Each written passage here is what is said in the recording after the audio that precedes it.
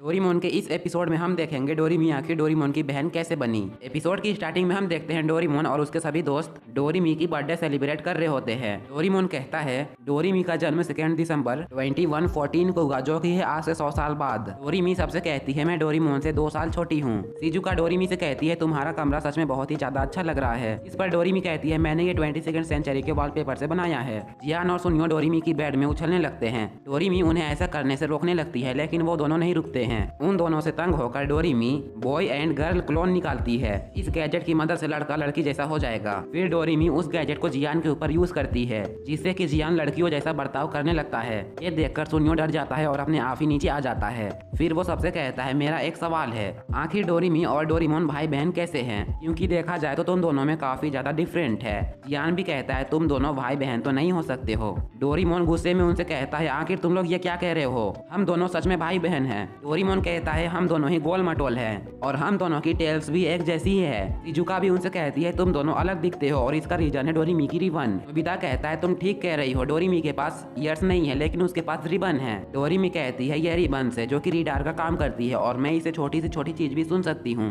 फिर सुनियो कहता है लेकिन डोरेमोन के पास तो ईयर्स ही नहीं है, क्योंकि उसके ईयर्स को तो चूहे खा गए थे। ये बात तो हमें समझ आती है, लेकिन डोरेमी की ईयर्स क्यों नहीं है? जिस पर डोरेमी कहती है मेरे ईयर्स क्यों नहीं है ये डोरेमोन बताएगा, लेकिन डोरेमोन उन्हें नहीं बता पा रहा होता है कि आखिर डोरेमी की ईयर्स क्यों नहीं है। डोरेमी डोरेमोन से कहती है हम एक गेम खेलकर पता लगाएंगे कि आखिर तुम मेरे बारे में कितना जानते हो। फिर वो लोग स्टेज में बैठ जाते हैं, जहाँ पर नोबिता और शिजुका की एक टीम होती है, जियान और सुनियो की एक टीम होती है और डोरेमोन की कोई टीम नहीं होती है, वो अकेला ही होता है। डोरेमी उन सबसे कहती है अब मैं सवाल पूछने वाली हूँ। वो कहती है डोरेमी की पसंदीदा चीज क्या है? डोरेमोन सबसे पहले बटन दबाता है और कहता है मुझे पता है, वो है मेलन ब्रेड्स। डोरेमी कहती है हाँ, लेकिन उसकी हॉबी क्या है? डोरेमोन फिर से बटन दबाने लगता है और कहता है मुझे पता है। डोरेमी कहती है जिसने एक बार जवाब दे दिया वो दोबारा जवाब नहीं दे सकता है। फिर नोबिता बटन दबाता है और कहता है म्यूजिक। इस पर डोरेमी कहती है बिल्कुल सही जवाब। फिर डोरेमी कहती है जिसने गलत जवाब दिया था उसे सजा मिलेगी। डोरेमी की ये कहते हैं डोरेमोन के ऊपर आकर पानी गिर जाता है। फिर डोरेमी कहती है मेरी नापसंदीदा चीज क्या है? डोरेमोन बटन दबाने ही वाला होता है, लेकिन फिर कहता है मैं थोड़ा सा रुक जाता हूँ क्योंकि मैंने पहले ही ऐसा ही किया था और मेरा जवाब गलत हो गया था।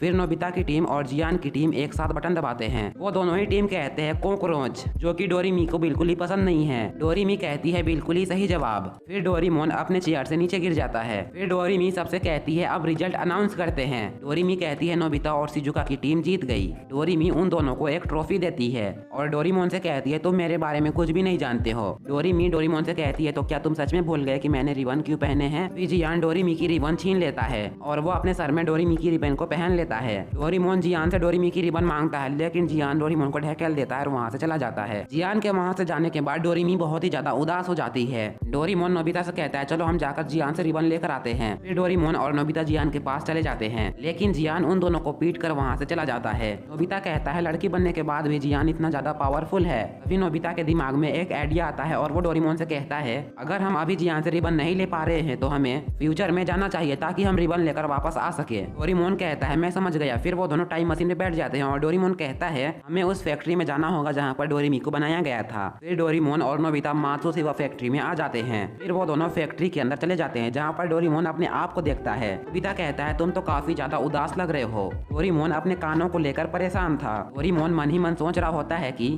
जब मेरी छोटी बहन मुझे देखेगी कि मेरी कान नहीं है तो वो मेरे ऊपर हंसेगी। ये सोचकर डोरेमोन रोते रोते वहाँ से भाग जाता है। नोबिता डोरेमोन से कहता है मुझे लगता है इस टाइम पे तुम्हें अपने ईयर्स का ध्यान रखना चाहिए। इस पर डोरेमोन नोबिता से कहता है लेकिन हम इस टाइम पर कुछ भी नहीं कर सकते हैं क्योंकि डोरेमी पैदा होने ही वाली है, मैं जाकर उसे लेकर आता हूँ। डोरेमोन के जाने के बाद नोबिता गलती से एक गेट से एक रूम के अंदर आ जाता है। फिर नोबिता वहाँ पर डोरेमी एक डॉक्टर और एक रोबोट को देखता है। वो रोबोट डॉक्टर से कहता है डॉक्टर मैंने ऑयल भरने का काम खत्म कर दिया है। डॉक्टर उस रोबोट से कहता है हमने डोरेमोन पे जिस ऑयल को डाला था उसी ऑयल को हमने यहाँ पर भी डाला है, तो क्या अब ये डोरेमोन की रियल सिस्टर बन गई है? वो रोबोट कहता है दोनों के लिए एक ही ऑयल इस्तेमाल हुआ है। डोरेमोन के लिए ऊपर वाला पतला भाग, उस ऑयल को हमने डोरेमोन पर इस्तेमाल किया था और डोरेमी के लिए नीचे वाला जाड़ा भाग, क्योंकि दोनों के परफॉर्मेंस थोड़ा थोड़ा अलग हो। नोबिता उनकी बात सुनकर कहता है तो अब मैं समझा, इसी वजह से डोरेमी डोरेमोन से ज्यादा समझदार है। फिर वो रोबोट 2 ईयर्स लेकर आता है और डॉक्टर से कहता है अब हमें बस इस ईयर को रोबोट के ऊपर लगाना है। तब डॉक्टर उस रोबोट से कहता है मैंने इस रोबोट को इसलिए बनाया है ताकि ये बिना कान वाले डोरेमोन को खुश रख सके,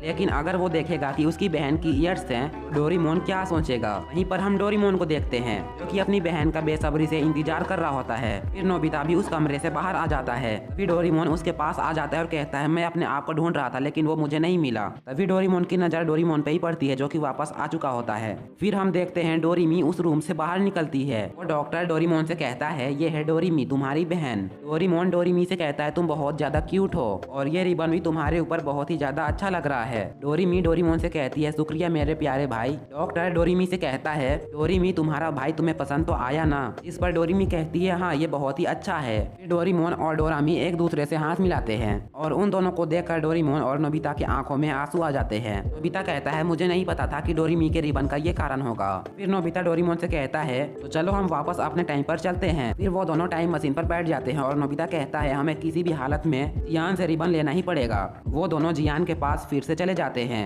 जियान उन दोनों से कहता है मैं ये रिबन तुम्हें नहीं दूंगा। डोरेमोन भी वो गैजेट निकाल लेता है और अपने आप पर और नोबिता पर वो गैजेट यूज करता है जिससे कि वो दोनों भी लड़कियों की तरह बात करने लगते हैं। डोरेमोन नोबिता से कहता है क्या वो रिबन जियान के लिए ज्यादा बड़ा नहीं लग रहा है। नोबिता कहता है हाँ तुम बिल्कुल सही कह रहे हो, जियान पे वो रिबन बिल्कुल ही अच्छा नहीं लग रहा है। डोरेमोन और नोबिता जियान का मजाक उड़ाने लगते हैं। जियान उनकी बात सुनकर रिबन उतार देता है और उन दोनों को दे देता है। फिर डोरेमोन रिबन लेने के बाद उस गैजेट को फिर से यूज करता है और फिर सब कोई नॉर्मल हो जाते हैं। डोरेमोन डोरेमी की रिबन वापस कर देता है। फिर सुनियो कहता है लेकिन डोरेमी ने रिबन पहना है तो उसके कान नहीं है ना। डोरेमी उन सबसे कहती है दोस्तों मैं जिस वजह से रिबन पहनती हूँ वो ये है कि मैं रिबन पहनकर सुंदर दिखती हूँ। डोरेमी फ्लैशबैक को याद करती है जहाँ पर डोरेमोन ने उससे कहा था ये रिबन तुम्हारे ऊपर बहुत ही ज्यादा अच्छा लग रहा है, इसलिए डोरेमी रिबन को पहनती है। डोरेमोन डोरेमी से कहता है तुम तो बस मजाक ही करती रहती हो। जिस पर डोरेमी उसे कहती है तुम तो सच में मुझे नहीं समझते हो। फिर नोबिता सबसे कहता है चलो दोस्तों अब हम डोरेमी की बर्थडे पार्टी को आगे बढ़ाते हैं और फिर वो लोग एक साथ मिलकर डोरेमी की बर्थडे सेलिब्रेट करने लगते हैं और ये एपिसोड यहीं पर एंड हो जाती है। तो इस एपिसोड को देखने के बाद आप सभी को पता चल ही गया होगा कि डोरेमोन और डोरेमी भाई बहन कैसे हैं और ये एपिसोड कैसा लगा कमेंट बॉक्स में जरूर बताना। और अगर आप लोगों ने चैनल को सब्सक्राइब नहीं किया तो प्लीज कर दो एंड वीडियो को लाइक भी कर देना।